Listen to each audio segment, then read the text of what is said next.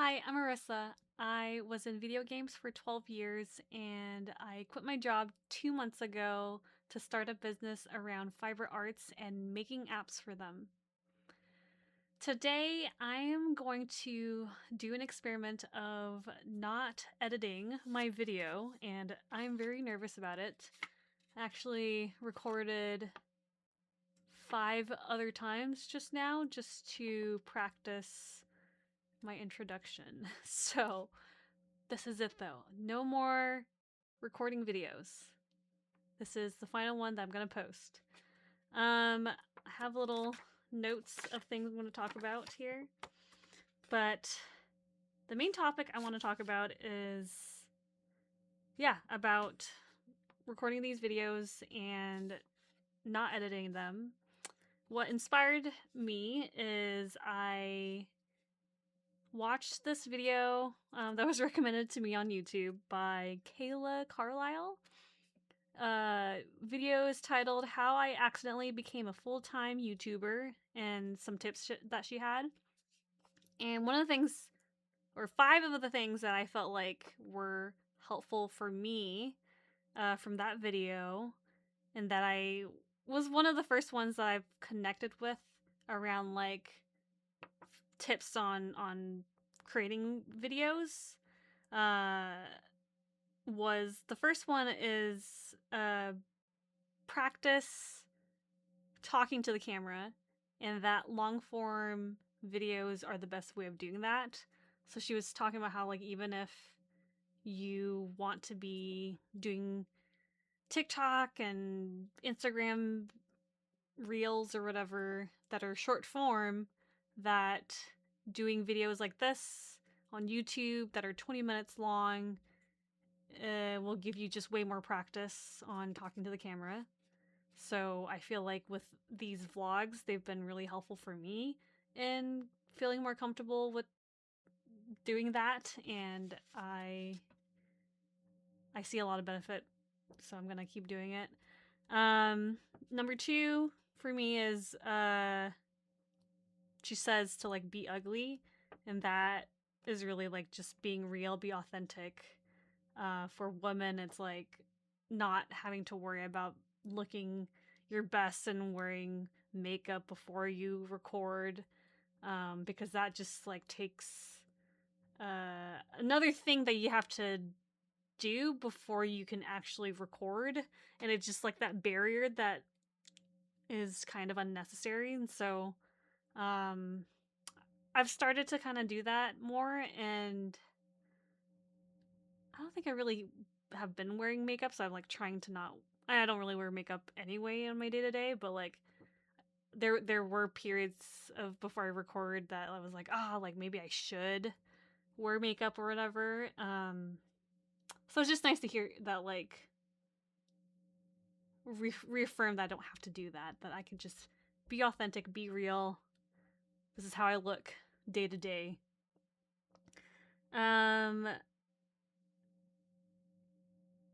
She also brought up like around that and how like nowadays like we have so much AI, like you can watch an AI person talk about random topics. You can have some person have a whole script written through AI or whatever, and so having some video that is like authentic and real, a real person's talking to you with, and what they're saying is what's coming out of their brain is, I guess, become more and more rare. And so I don't know, that was just really reassuring for me to like just keep doing that and keep feeling comfortable with me. Yeah. Number 3 is to ask people around me about what topic or thing or passion, what do they think of when they think of me. If like I were to do a lecture or whatever on something, like what would that be? So if you have one for me, I guess let me know. I've asked a couple people now, and let me see. Actually, my notes about that. For Burton, he had some topics around like fiber arts, for me. So specifically because of my different variety of expertise around fiber arts, whether that's sewing, crocheting, knitting, weaving, mending, and like that combination, like being able to give my expert opinion of like, if you want to make this thing, this is the best craft for that or whatever. Or like you'll need this particular tool or this size loom in order to make this thing. And so I'll have to think about like what it is that I could work on for that. The other ones he brought up was around activism and DEI, so diversity, equity, inclusion. Especially since like 2020 to now, I have been immersing myself with like educating myself around like with books, with like activists that I follow, and watching like documentaries and learning about history and better understanding DEI and like in an organization, helping start DEI at my old company, and being part of the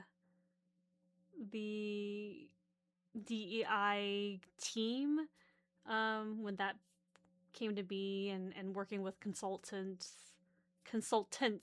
so it's like multiple. Yeah, so I don't know where that goes and what I could talk about with that. And then I had brought up, I don't know, I had like this current row versus last row tracking on row calendar. I think this was not really related to this topic, but I was like, oh, I think maybe with like the row counter app that people use row counters a little slightly differently. So for me, I am tracking the last row that I finished on the row counter, versus some people might be tracking the current row that they're on. So then like I wait to press the button to increase to the next row after I've finished that row fully. Versus I'm on row 2 and the counter says row 2. Yeah. I don't know if that makes sense. Yeah, maybe I'll describe that a little bit more. So for me, I basically it'll say row 1 on my watch, but I'm currently working on row 2, and I don't switch it to 2 until I finish that row 2 fully.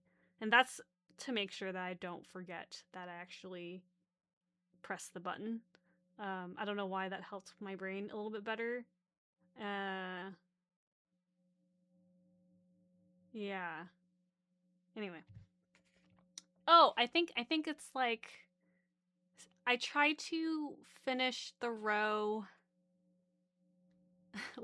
I try to finish the row before I set down my project. And if I come back to that project and I look at it, I'm like thinking, is the 2 on my watch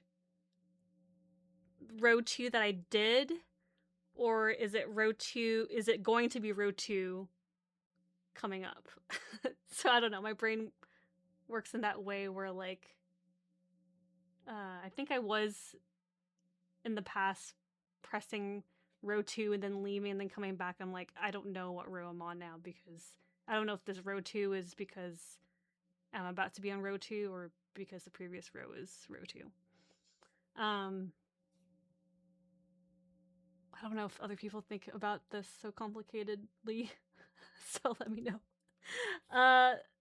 Okay, and then I asked this other friend about the same question, and they mentioned my knowledge around video games, life as someone who's bicultural, who has lived in 2 countries. So I lived in both Bangkok and now in Seattle area.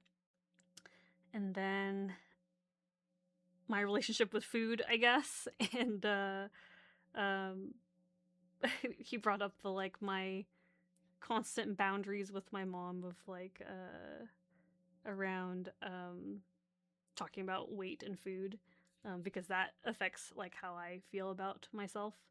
Um, life of a woman in tech. That one's a little tough one that I don't. Maybe one day I'll talk about. And then to do like a knit or crochet or weave while I'm talking about a random topic. So maybe once I start getting comfortable talking to the camera about whatever, that I can multitask and do both. Yeah. But yeah, I thought that was a good exercise, and I think I'll keep asking more of my friends about that to get more ideas on videos. Okay, going back to the topics and tips from that video from Kayla Carlile. The fourth one that I felt was helpful was that it's important to build your YouTube channel and have like more videos, because you're probably less likely to want to follow the person if there's only one video there. For me, I feel like I get that understanding of things because I feel like I'm probably less likely to want to follow them because I don't know if they're and invest in them because I don't know if they're gonna continue recording videos. And just like having variety, I think it's probably helpful to just like, I don't know, figure out what things people like and then yeah, knowing that there's like a whole channel of videos, I guess, there versus just like only a couple. So building the amount of videos you have. And then 5, which is funny because I'm doing this right now, is don't start your channel with a vlog. I think I understand the concept of just like no one's gonna want to follow you on you if you don't have anything really to make them want to follow you, basically.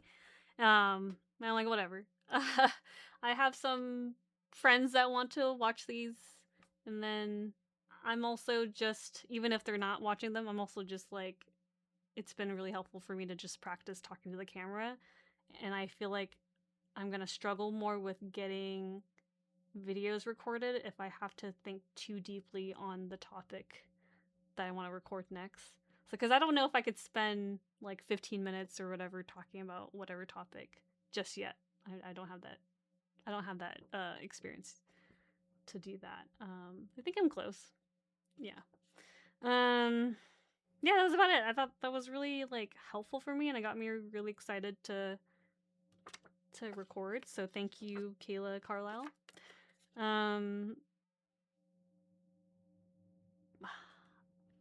Also just like feeling more comfortable with my ums and uhs.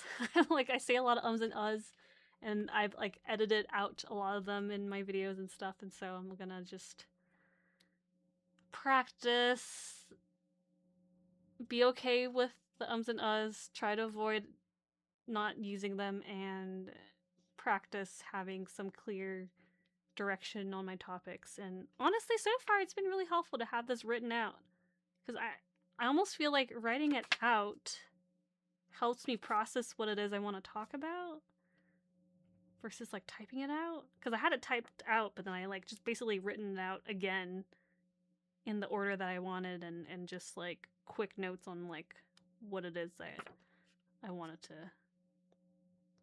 bullet point, basically. Yeah.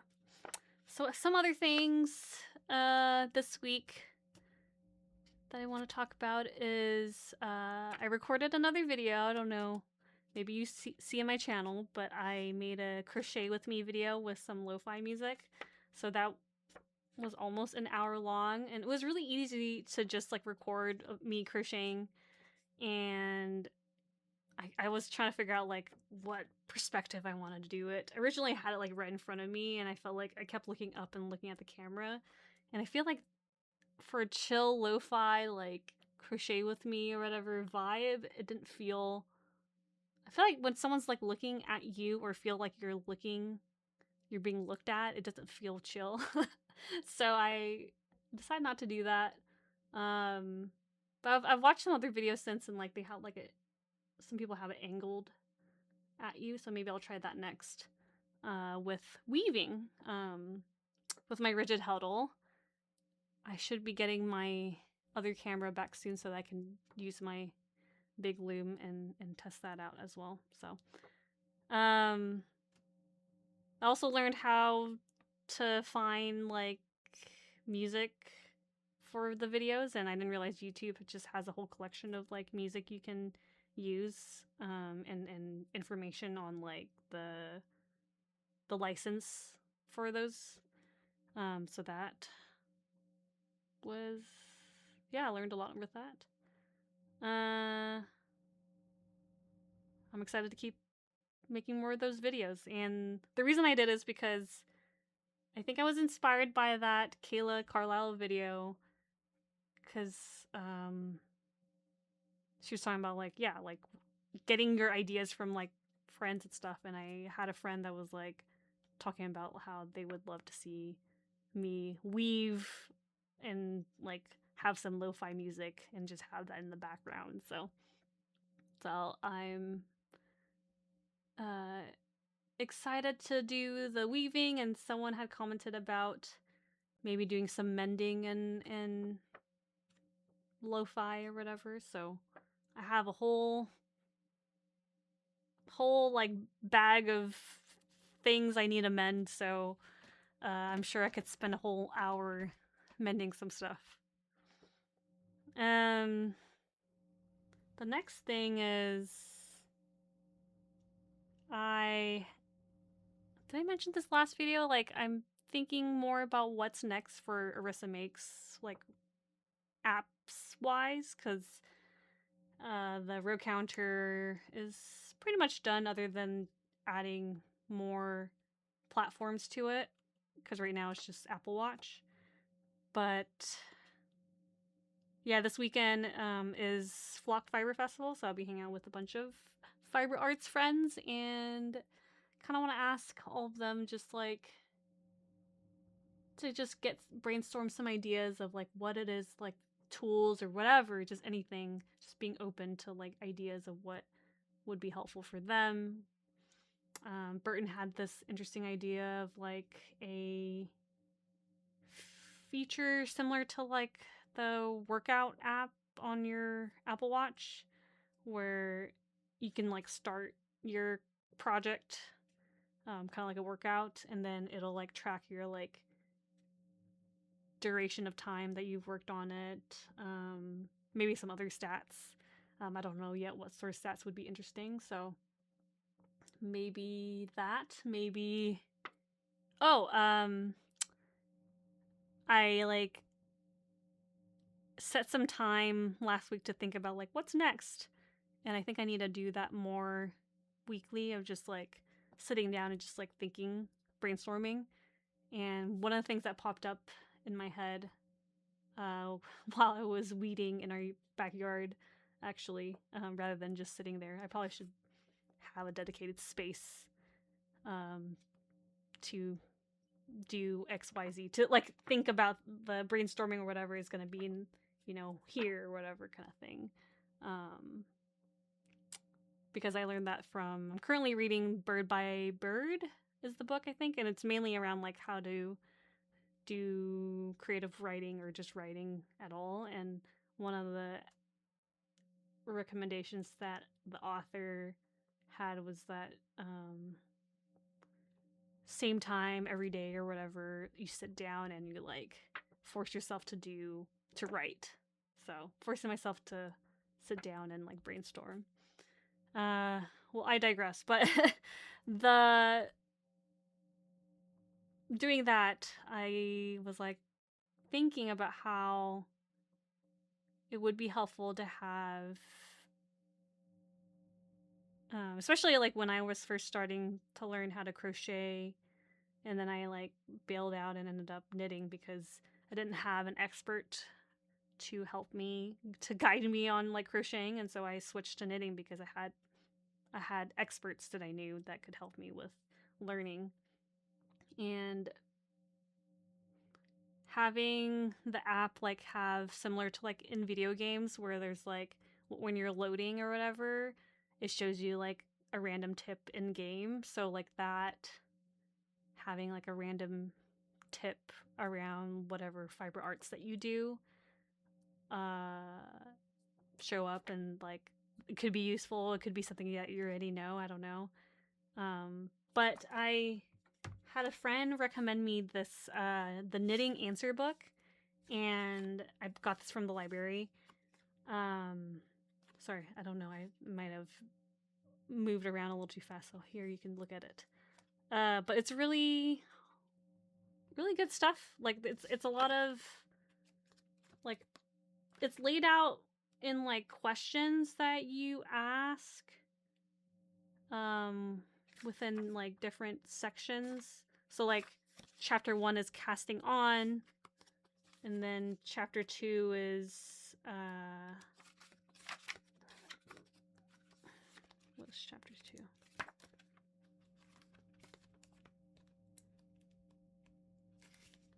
The basics, I guess, right? So so then like within those categories it tells you like what the knit stitch is, right? And it has like different methods, but then like when to use it, like a little Q&A of random things that are related to that that you normally wouldn't get, I think, from a knitting book, or even from like a one class, right? And so just like having this like at hand of like, okay, like I'm casting on, like what are all the things I don't know about casting on, right? That I might be missing here. Yeah, like they have a bunch of stuff around like left-handed people and learning how to like knit and stuff. And I feel like with this book, it's actually helpful for me to learn like what sort of questions and basics I should teach if I were to teach like a beginner's knitting class, right? So really like this book, and I saw that there's a crochet answer book as well, so I'm gonna get that from the library pretty soon, and I'll check that out as well. But yeah, I think this is helpful for like not only beginner and intermediate knitters, but also for someone that's like wanting to teach, I think, because it just has a bunch of information. Yeah, so I like based off of like this and just like having an expert, I think that the introduction kind of mentions like, you know, you're kind of missing an expert to help like answer your all these random questions that you might have about knitting, right? And so maybe having like tips of the day will kind of help with that a little bit too. Yeah, and so I'll keep thinking about that. I also mentioned that Flocks this weekend, and I made business cards. I think I showed the designs of that last week, and they arrived. They are not perfect, so I forgot to bring them here, so I'm gonna cut, and then you're gonna see me come back. I'm back. Okay, so here's my business cards. They are not centered, and they're reprinting it for me, but they're not gonna arrive in time for this weekend. So you can see just how off-centered it is, right? On this side, it's yeah. I think it's even slightly like slanted. Yeah. But it feels really nice. I love the like soft touch of it. in the texture of, or not the texture, the bumps or whatever that they do. Forgot what it's called. But yeah, they have other colors that I got made. So that's the green. This is the blue. And this is the like reddish color. Which I was worried it'd be too red, but I think it looks, the camera doesn't really show the colors well, I feel like, but it's like a darker red. So yeah, I'll have these just in time in case I talk to people and they want my card. But now I'm gonna get another extra 50 that look perfect. I'm okay with giving these away because they don't look too bad. They're still okay. Yeah. Got some business cards. I finished the 2 projects that I was working on that I can finally wear this weekend for Flock. And the first one is the Copa crop top by Not Bad Brit. It's a crochet top, and I currently I'm gonna move this way. Currently keeping it here to just one last time. I forgot what is this called? I can't think of words right now. But I'm doing the thing to make sure it's sized one last time. And then I steamed this because I was like, if I wash it, I don't think it'll dry in time. I think I might wear this tomorrow. But just look at these sleeves. Look how cute. It's so cute. I love it so much. I've always wanted to, like, a dress like this, and I was able to get for it to not curl up with the new, I got a new steamer, so loving the new steamer by Jiffy Steamer. I think that's what it's called. That's what people on Reddit were recommending. Yeah, loving it so far. Like high quality steamer. I don't think it's gonna break. But it's so soft. Yeah, I feel like it kind of matches my like cardigan a bit. Anyway, I'm excited to wear it this weekend. I will post photos. Yeah, okay, this week. Fuck. Oh yeah, the other things I kind of want to talk more with people on is like, I definitely want to increase the price of my app, but figuring out what that price is a little tough. And so I need to do some research, but also get a gauge of people's thoughts. Like, I definitely don't want subscriptions. I think I'm fatigued with subscriptions, and I think other people are too. So that's not something that I want to do, care to do.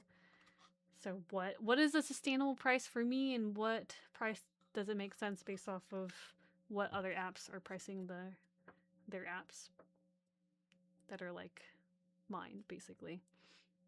And Burton had this cool idea about doing a survey on the state of fiber arts, because we have those for devs, like state of devs, state of game industry, with like surveys out there and stuff. And I think that is missing a little bit.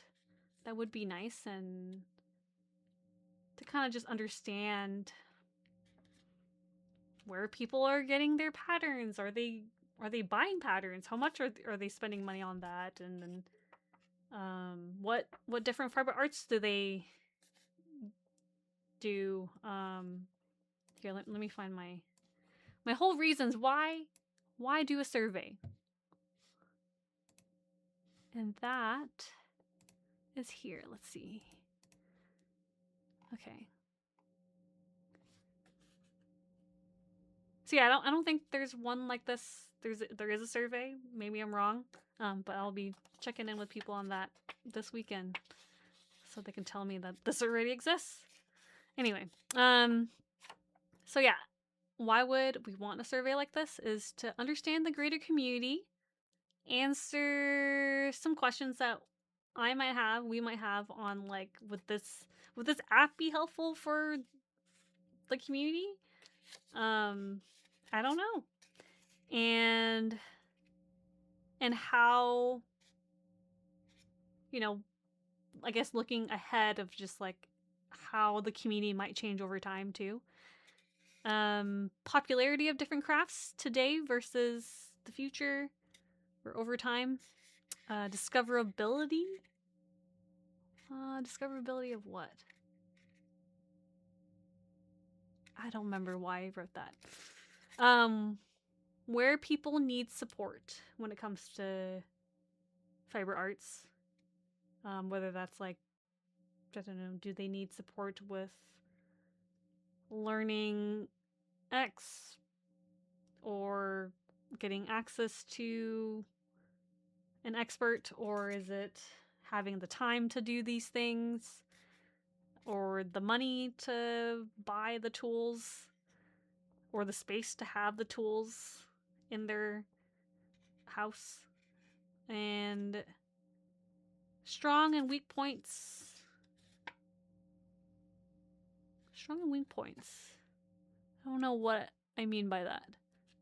And then regional info. I'm laughing because I don't remember why I wrote these things. It'll probably come back to me. But I probably should write more details as to what I mean by these. Regional info. So I feel like a lot of my understanding is very much U.S. North America centric. So I'd like to know what other countries, where are they getting their patterns, right? Like, I know in the Philippines, for example, like crocheting is really popular, or like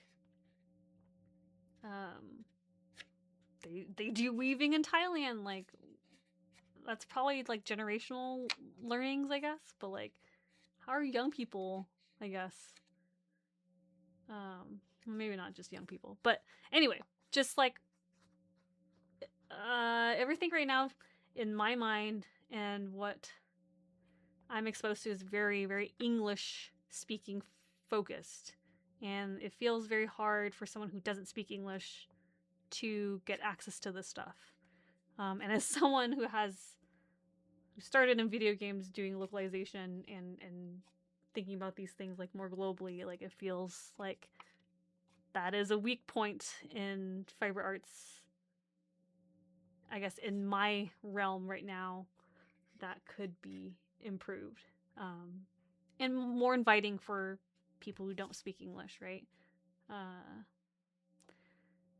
Then, yeah, there's important things like current stuff, like how do people feel about AI, like, and maybe different aspects of like how AI is being used on, whether that's like the images that they post or the descriptions of things, right? Or even like using AI at all to like do little edits to your whatever it is that you're selling. I think that would be interesting to know as someone who's like maybe selling that stuff, of like, should I be using that stuff? Do people even like, is that a negative if I do use it, right? Yeah, how much money can people spend? Like, I'm sure that's probably different for each region. But even like right now, like people have less spending money, so like, what is that? Right now, as in right now in the US. I don't know about other countries. I'm sure it all is affecting other countries though. And yeah, I think just having that be shared data that anyone can access, I think would be really helpful. So anyway, that's pretty much all I have today. I hope that's, oh my god, it's 35 minutes long. No, it's too long. Okay. Should I just deal with it? Yes. All right. Thanks for watching. Bye.